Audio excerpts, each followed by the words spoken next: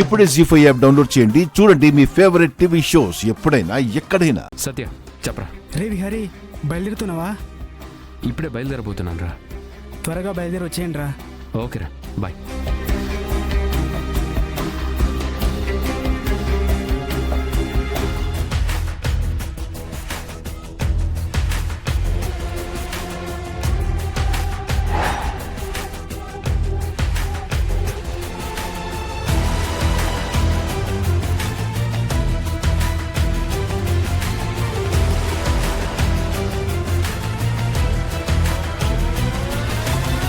విహారీ ఇంత ఉదయమే ఎక్కడికి వెళ్తున్నాడు?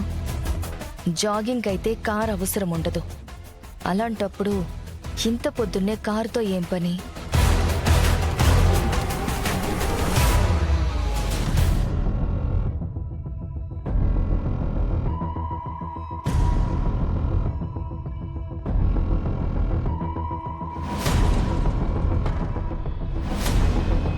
పిన్ని, పిన్ని నిన్నే.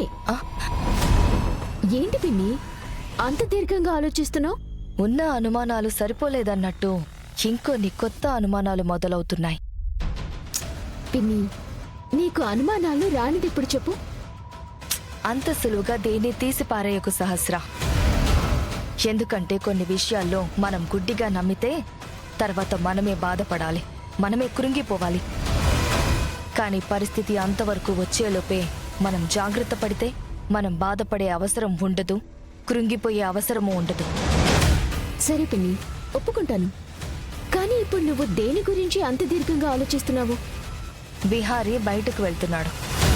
ఇంత ఉదయమే తనకేం పని?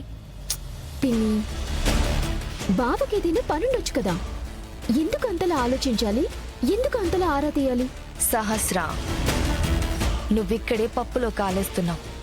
ఇప్పటికే మన చుట్టూ చాలా అనుమానాలున్నాయి, చాలా ప్రశ్నలున్నాయి. దేనికి సరైన సమాధానం దొరకలేదు కదా. ఇలాంటప్పుడు విహారీ ఇంత ఉదయమే బయటికెళ్తున్నాడు అంటే దాన్ని కూడా మనం అనుమానించాలి కదా. పిన్ని, ఏ విషయం గురించి మొదలు పెడితే ఎలాంటి ముగింపు వస్తుందోనని నాకు అసలు చాలా భయంగా ఉంది. ఇలాంటి సమయంలో నువ్వు కొత్త కొత్త సమస్యలు చెప్పకు, కొత్త కొత్త అనుమానాలు నా మనసులో పెట్టకు. సహస్ర, నేను నీ జీవితం గురించే చెప్తున్నాను. మునుముందు నీ జీవితం సంతోషంగా సాగాలి అంటే ఇప్పుడే నీ ముందు ఎదురుపడ్డ అనుమానాలన్నీ క్లియర్ చేసుకోవాలి. లేకపోతే జీవితమంతా నీలో నువ్వే కుమిలిపోయే పరిస్థితి ఏర్పడుతుంది. పిన్ని ప్లీజ్, నా పెళ్ళయ్యే వరకు నేను ఎలాంటి అనుమానాలు పెట్టుకోదలుచుకోలేదు, ఎలాంటి సందేహాల్ని ఫాలో అవ్వదలుచుకోలేదు. బావ మీద నమ్మకం పెట్టాలనుకుంటున్నాను, నమ్మకంగానే ఉంటాను, అంతే.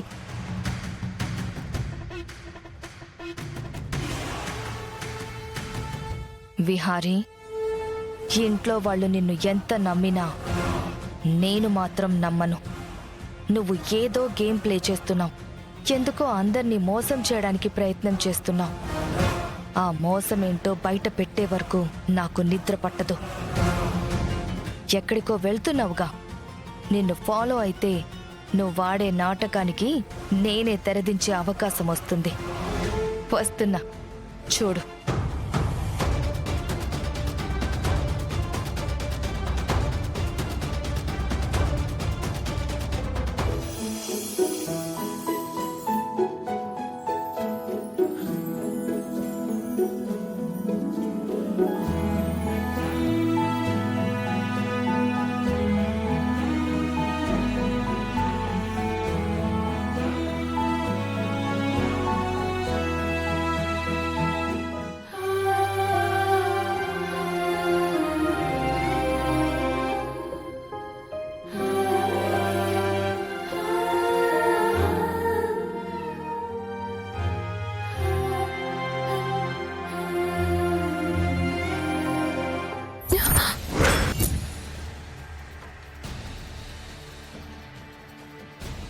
లక్ష్మి, ఏమైంది? పిలుస్తున్నా పలక్కుండా పరధ్యానంలో ఉన్నావు? అదేం లేదమ్మా, ఏదో ఆలోచిస్తున్నాను. అది సరే, ఇంత పొద్దున్న ఎక్కడికి వెళ్తున్నావు?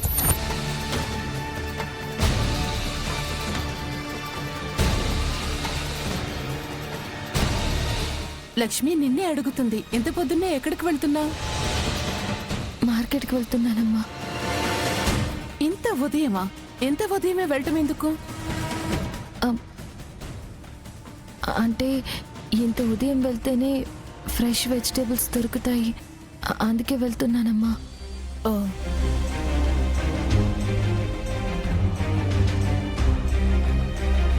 అమ్మా లక్ష్మి, ఇంకా నిన్న జరిగిన విషయం గురించే ఆలోచిస్తున్నావా? నీకు పెళ్ళయిందని, నీకొక భర్త ఉన్నాడని వీళ్ళెవ్వరికీ తెలియదు కదా, అందుకే కాస్త ఆవేశపడ్డారు.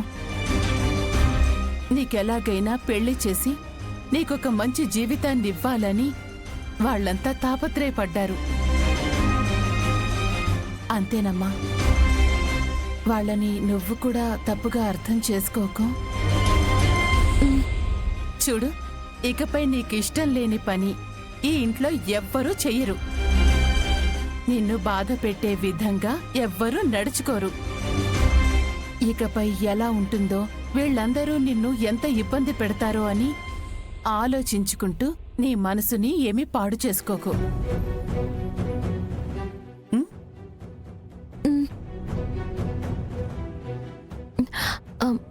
సరేనమ్మా, నేను వెళ్ళొస్తాను. అలాగే, జాగ్రత్త. లక్ష్మి, ఇంత ఉదయమే ఎక్కడికి వెళ్తున్నావు? మార్కెట్కి వెళ్తుందట వసుదా. ఓ, మార్కెట్కి వెళ్తున్నావా? నేను కూడా నీతో వస్తా లక్ష్మి.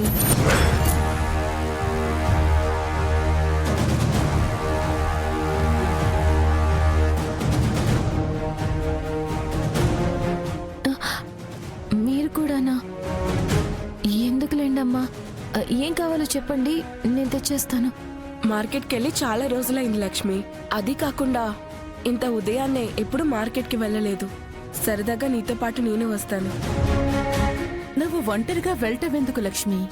వసుదా వస్తాను అంటుందిగా, తనని తోడుగా తీసుకెళ్ళు.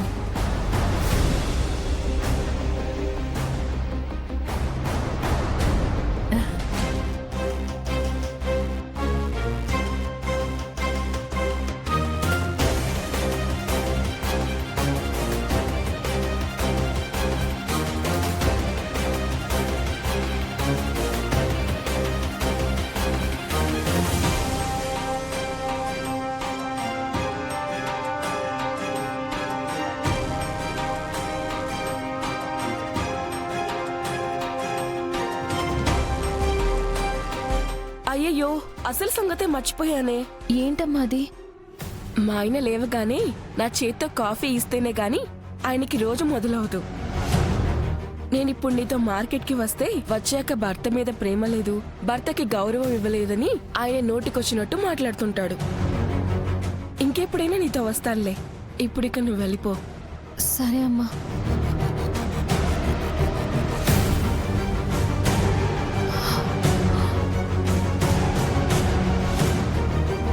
జీ5 యాప్ డౌన్లోడ్ చేసి అన్ని ఎపిసోడ్స్ పూర్తి ఉచితంగా చూడండి.